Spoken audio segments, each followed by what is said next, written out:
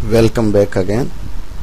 Multiplication table से आप लोग बोर हो गए होंगे, तो चलिए नेस्टेड इफ के ऊपर एक और हम एग्जांपल करते हैं पैटर्न मैचिंग का। तो ये नेस्टेड लूप के अंदर काफ़ी बार दर्शाया जाता है। तो इसमें हम फॉर लूप का यूज़ कर रहे हैं और कीबोर्ड से हम कोई भी एक पैटर्न देंगे एक कैरेक्टर के रूप में, वही पैटर्न बताए गए स्टेप्स के लिए वो ड्रॉ करेगा। जैसे ये देखिए, अगर आपने स्टार दिया तो वो इस तरह से स्टार प्रिंट करेगा, अगर आपने हैश दिया तो इस तरह से हैश प्रिंट करेगा, अगर आपने कोई और कैरेक्टर प्रेस किया तो वो भी इसी पैटर्न के अंदर आपको डिस्प्ले करके दिखा देगा। अब इसके लिए करना क्या है, प्रोग्राम देखिए।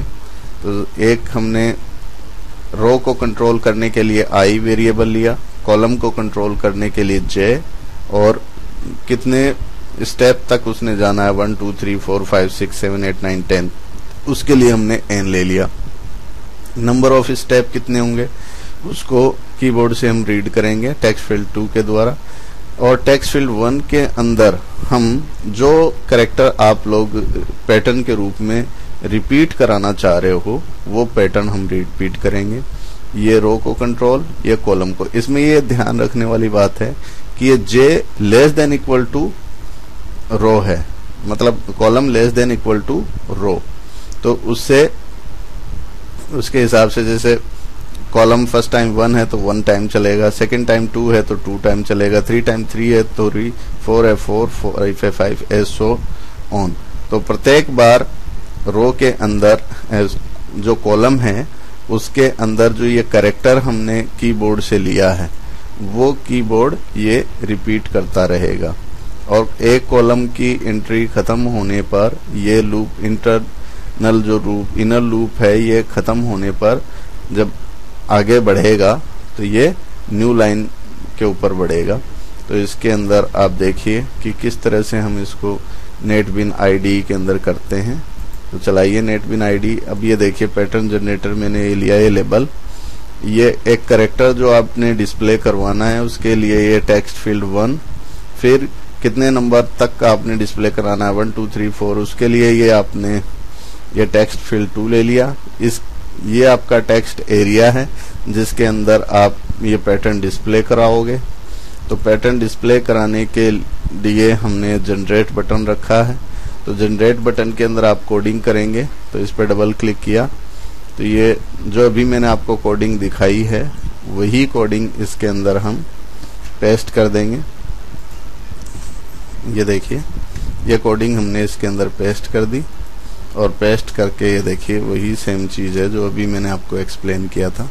IJN स्ट्रिंग ए, ये हमने स्टेप्स रीड कर लिए, हमने पैटर्न रीड किया, और ये एस है वो जे टेक्स्ट एरिया के अंदर हमने अपेंड करवाया।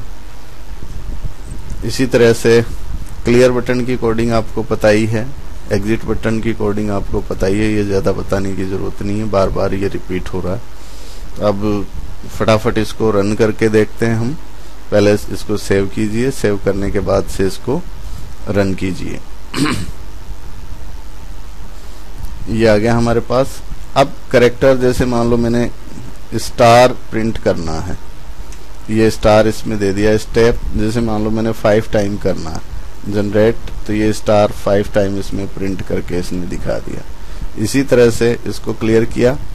अब मैं चाहता हूँ हैश प्रिंट हो, तो ये हैश इसके अंदर लिखा, स्टेप हमने 7 ले दिया, और जनरेट ये 7 तक आ गया इसके अंदर, ये देखिए। ठीक है, इसी तरह से क्लियर। इसी तरह से सपोज मैं कोई और कैरेक्टर कीबोर्ड से जैसे परसेंटेज साइन ये पैटर्न के रूप में डिस्प्ले कराना चाहता हूँ 6, और ये जनरेट ये 6।